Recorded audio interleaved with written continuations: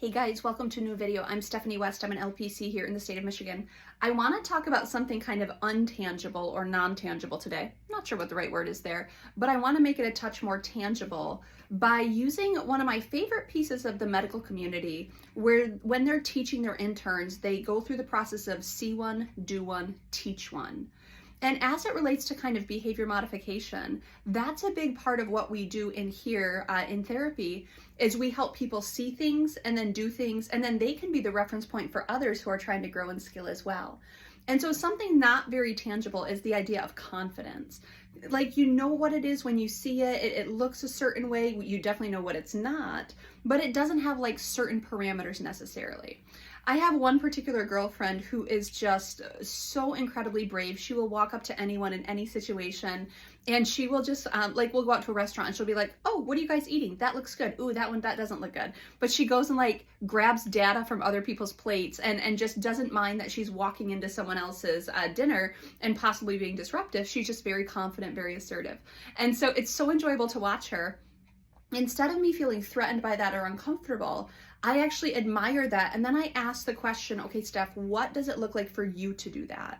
Because a year ago, I never would have approached a stranger. That's just not something I would do. I would barely make eye contact with a stranger, let alone go and invite conversation.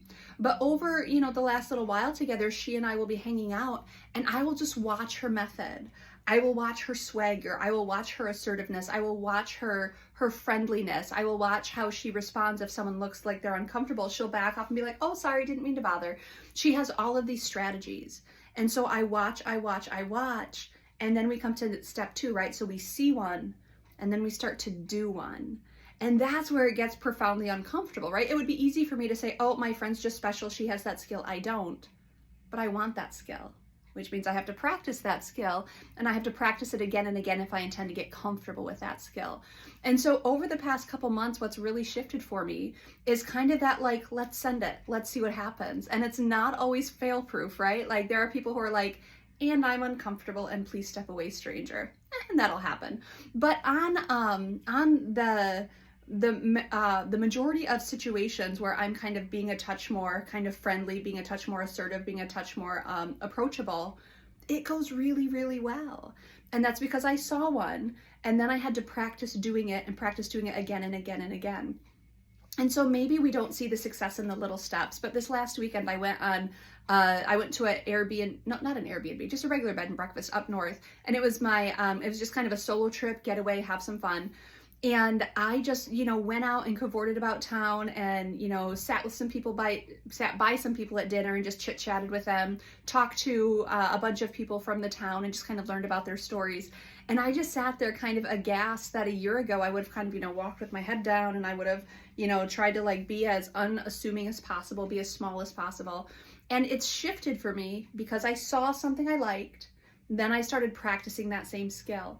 And so I even had said to my girlfriend, like, how do you do that? What does that look like? What are you thinking? And she walked me through it because for her, it's just not a big deal. It's something she's done for a very long time. For me, it was a foreign concept. So I asked a lot of questions and I saw what she did. And then I started to practice that sort of thing in my own life. And now when someone comes to me and says, hey, Steph, you look like you're walking around confidently, you're walking around assertively. Now I get to teach them and say, okay, this is what my process looked like. Maybe there are some small steps you can try here.